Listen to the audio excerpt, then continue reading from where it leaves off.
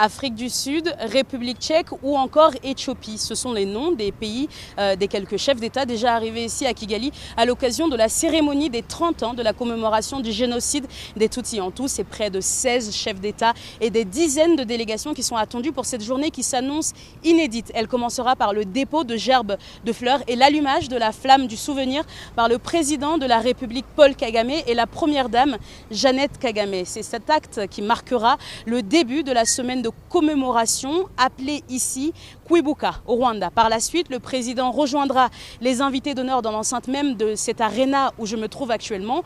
Après le discours du président, des dizaines d'artistes rwandais vont performer des œuvres en lien avec le génocide des Tutsis.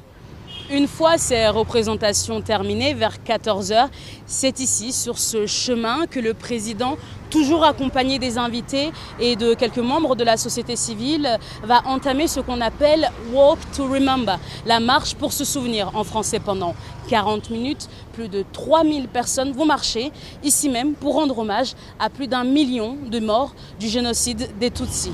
Comme vous pouvez le voir, eh bien, il y a des bouchons, ce qui est une chose assez rare à Kigali, notamment sur cette route, celle qui relie l'aéroport au reste de la ville. Cela s'explique car beaucoup d'invités devraient arriver en fin d'après-midi ou le soir. Avec près de 200 médias étrangers accrédités, cette commémoration sera l'événement le plus médiatisé au Rwanda cette année.